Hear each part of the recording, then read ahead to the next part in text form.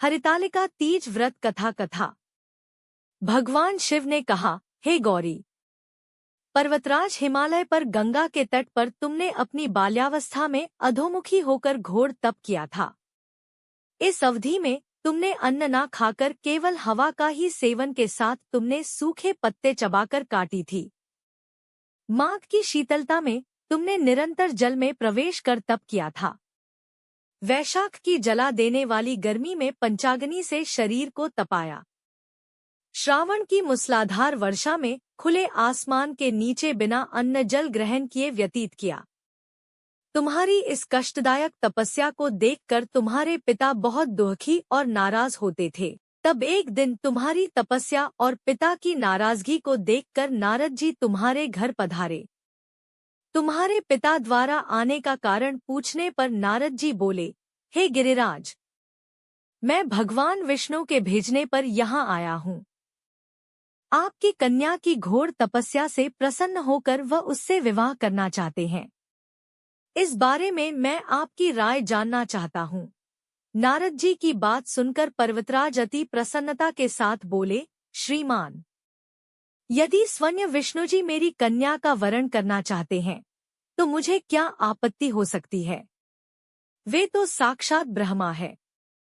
यह तो हर पिता की इच्छा होती है कि उसकी पुत्री सुख संपदा से युक्त पति के घर की लक्ष्मी बने। नारद जी तुम्हारे पिता की स्वीकृति पाकर विष्णु जी के पास गए और उन्हें विवाह तय होने का समाचार सुनाया। परंतु जब तुम्हें इस विवाह के बारे में पता चला तो तुम्हारे दुख का ठिकाना न रहा। तुम्हें इस प्रकार से दुखी देखकर तुम्हारी एक सहेली ने तुम्हारे दुख का कारण पूछने पर तुमने बताया कि मैंने सच्चे मन से भगवान शिव का वरण किया है, किंतु मेरे पिता ने मेरा विवाह विष्णु जी के साथ तय कर दिया है। मैं विचित्र धर्म संकट में हूँ। अब मेरे पास प्राण त्याग देने के अलावा कोई और उपाय नहीं बचा। तुम्हारी सखी बहुत ही समझदार थी। उसने कहा, प्राण छोड़ने का यहाँ कारण ही क्या है। संकट के समय धैर्य से काम लेना चाहिए। भारतीय नारी के जीवन की सार्थकता इसी में है कि जिसे मन से पति रूप में एक बार वरण कर लिया, जीवन पर्यंत उसी से निर्वाह करे। सच्ची आस्था और एक निष्ठा के समक्ष तो भगवान भी असहाय हैं। मैं तुम्हें घनघोर वन में ले चलती हूँ, जो साधना थल भी है और जहाँ तुम्हारे पिता तुम्हें खोज भी नहीं पाएंगे। मुझे पूर्ण विश्वास है कि ईश्वर अवश्य ही तुम्हारी सहायता करेंगे। तुमने ऐसा ही किया। तुम्हारे पिता तुम्हें घर में न पाकर बड़े चिंतित और दुखी हुए।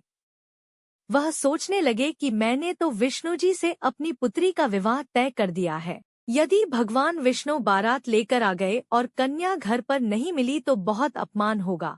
ऐसा विचार कर पर्वतराज ने चारों ओर तुम्हारी खोज शुरू करवा दी। इधर तुम्हारी खोज होती रही, उधर तुम अपनी सहेली के साथ नदी के तट पर एक गुफा में मेरी आराधना में लीन रहने लगी। भाद्रपद तृतीय शुक्ल को हस्त नक्षत्र था। उस दिन तुमने रेत के शिवलिंग का निर्माण किया। रात भर मेरी स्तुति में गीत गाकर जागरण किया। तुम्हारी इस कठोर तपस्या के प्रभाव से मेरा आसन हिल उठा और मैं शीघ्र ही तुम्हारे पास पहुंचा और तुमसे वर मांगने को कहा। तब अपनी तपस्या के फलीभूत मुझे अपने समक्ष पाकर तुमने कहा, मैं आपको सच्चे मन से पति के रूप में वरण कर चुकी हूँ। यदि आप सचमुच मेरी तपस्या से प्रसन्न होकर यहाँ पधारे हैं तो मुझे अपनी अर्धांगिनी के रूप में स्वीकार कर लीजिए। तब तथास्तु कहकर मैं कैलाश पर्वत पर लौट गया। प्रातः होते ही तुमने पूजा की समस्त सामग्री नदी में प्रवाहित करके अपनी सखी सहित व्रत का वरण किया। उसी समय गिरिराज अपने बंधु बांधवों के साथ तुम्हें खोजते हुए वहां पहुंचे। तुम्हारी दशा देखकर अत्यंत दुखी हुए और तुम्हारी इस कठोर तपस्या का कारण पूछा।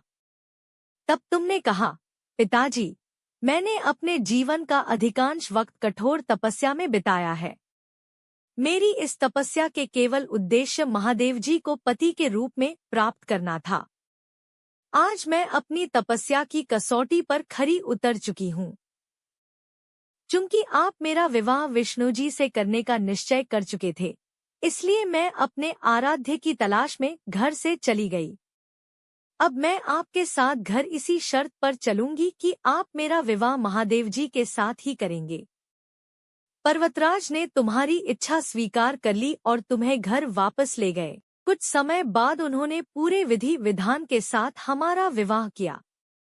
भगवान शिव ने आगे कहा, हे पार्वती, भाद्रपद की शुक्ल तृतीया को तुमने मेरी आराधना करके जो व्रत किया था, उसी के परिणाम स्वरूप हम दोनों का विवाह संभव हो सका।